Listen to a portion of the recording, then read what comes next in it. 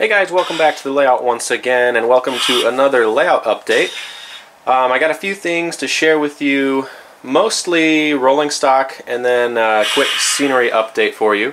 So the first thing you guys would have seen at the beginning of the video is this new ET44C4 I picked up from Scale Trains. I got this particular locomotive off of lombardhobby.com. I'll put the link below. I think there's one of these left.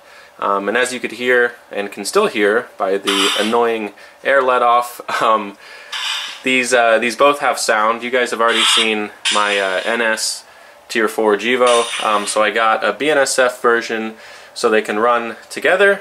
And then for this unit, I got the square exhaust version, whereas Norfolk Southern only started ordering these after the angled exhaust profile was implemented. So this is a great model. This is from the second run. The lighting is strong.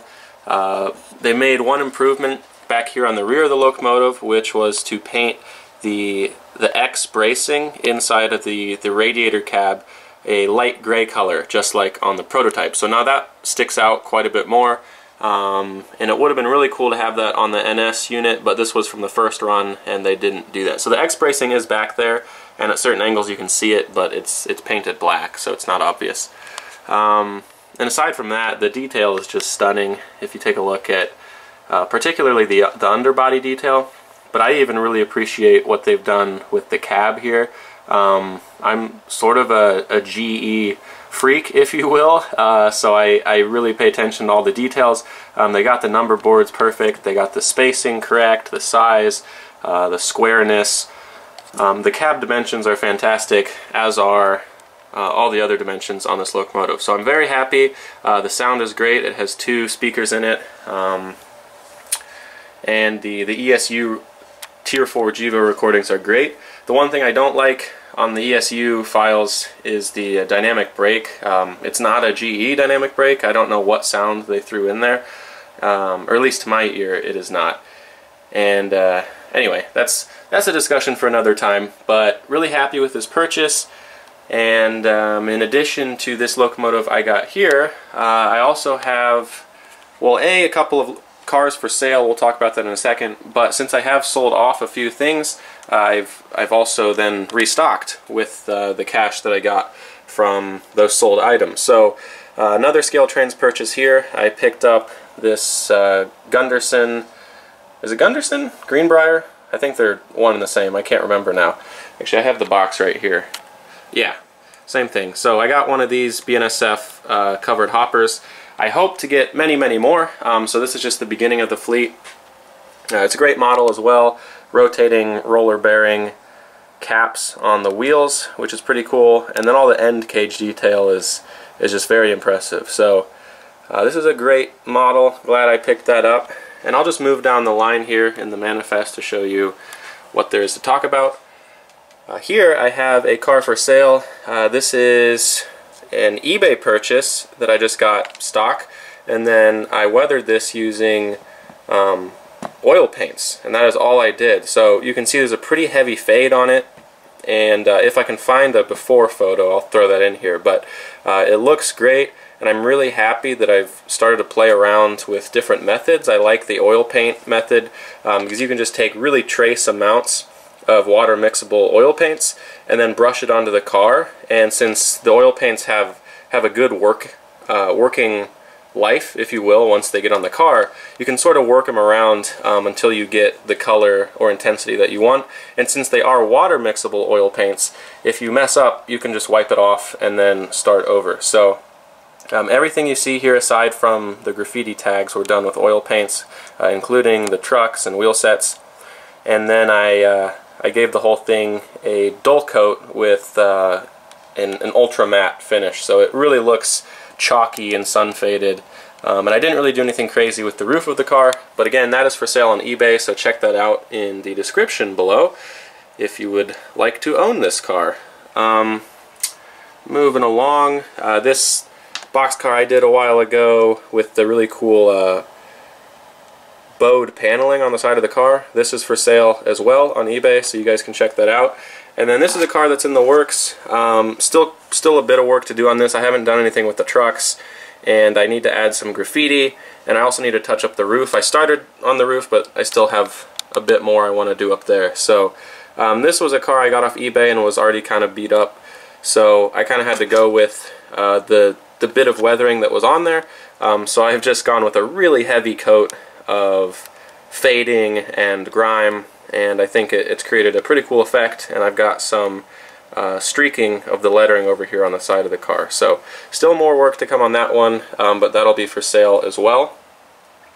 And then moving down the line over here, there's one more thing to show. I'm trying to remember, I feel like I have more things up for sale, but maybe not.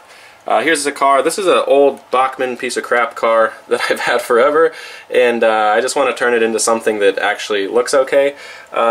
Some of the end cage here is missing, and while that kind of sucks, I'm thinking it might be interesting to do sort of like a yellow safety tape wrapping down here, if you will. You see that sometimes on locomotives, if they have like handrail damage, they'll draw that like safety tape or the crime scene tape almost from wherever the handrails are broken to some piece of the car. So I might try to model that, which would be kind of cool.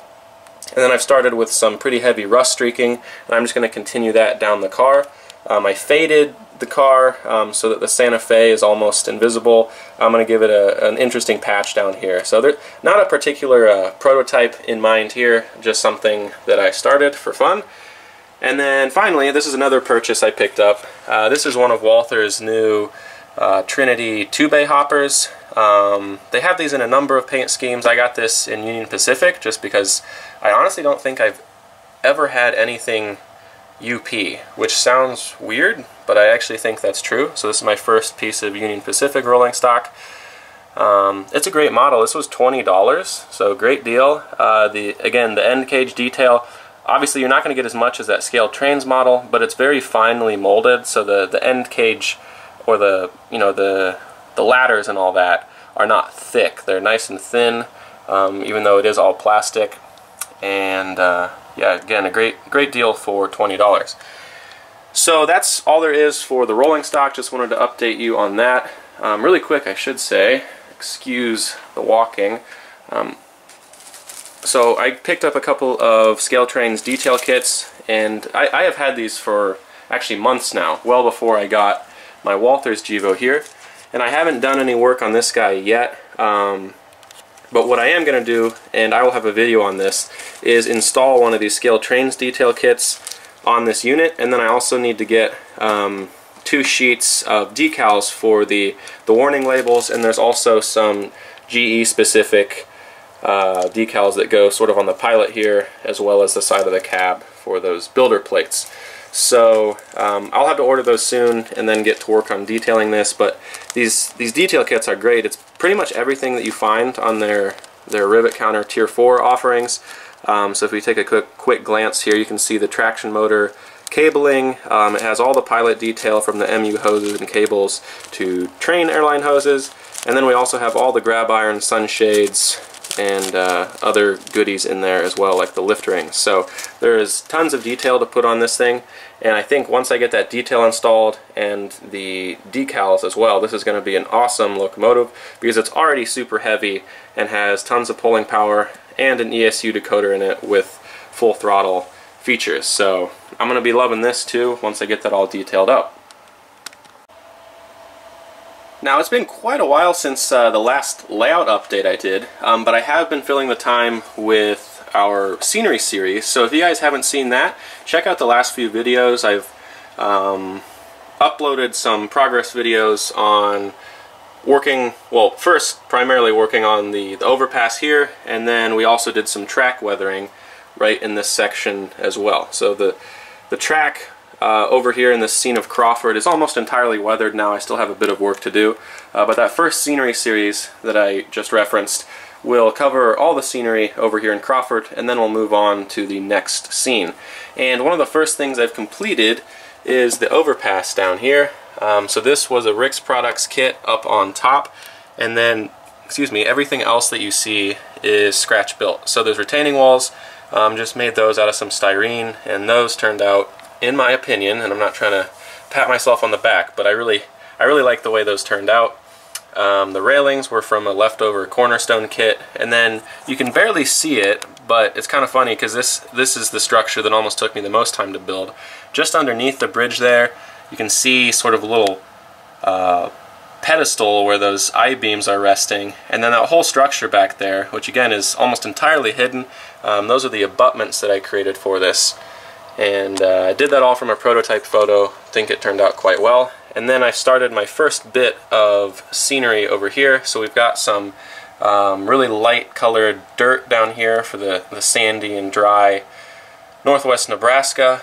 This dirt I think is a little lighter than what I'll go with elsewhere, but what I'm trying to simulate here is that this was sort of like a new construction overpass, and that the dirt is sort of gravelly, but we still have some grass coming through. And the grass here is a little sparse as well. So I want to sort of touch up the weeds that you see like up here to make these more dense, but the grass elsewhere is sort of deliberately sparse, because once again this is supposed to be sort of like new growth grass. So anyway, that turned out quite well. And then really I haven't done too much else, but I have started to fill in, you know, some of the cracks and ledges with some plaster here, because what I'm doing is building up the land here for a grade crossing. So we don't see it yet because I don't have any grade crossing panels, but that will be a grade crossing there. And then one last thing to talk about down here, and a similar topic, I'm working on installing Annin Street over here, so that'll cut across the tracks there. And you'll see I've also down here at least begun with the custom grade crossing panels. So I've cut out all the pieces. They are obviously not painted yet, but I'll have a video on doing these grade crossing panels. We'll have 2 sets of them here and then 2 sets behind me. And I've already got this part all filmed. I just need to edit it, and then we need to move on to actually laying the road here. So it's all coming along somewhat slowly, but I do like the progress that we're getting. And one other thing I discovered while I was putting this plaster down, and I've been using this patch plus primer stuff. It comes in pretty small boxes, but I really like this material, not just for what you see like right here. I'm actually considering using it to coat my paper scenery substructures like you see here. I was using Sculptamold, but this stuff is basically like modeling putty. If you've ever played around with that, it's almost like foam when it dries, and it doesn't crack at all. So I think that's going to be some really nice lightweight stuff, and it's actually very cheap. So I'll be using that on the paper to test out how that works, and there'll be plenty more to show soon, because I should be finishing up this road in a short bit. So anyway, my camera's running out of battery because I've talked for so much of your time. But that is all there is to share for today. I'll continue working on this scene here, and then hopefully I'll have some other things to show you elsewhere on the layout. But right now all my energy has been down here in this corner. So as always, guys, thank you so much for watching. Hopefully you enjoyed. If you have any questions or comments, of course, leave those below. And again, refer to the description below the video for any of those items that you're interested in. Those will be on eBay. So once again, thank you guys for watching. Stay tuned, and I'll see you next time.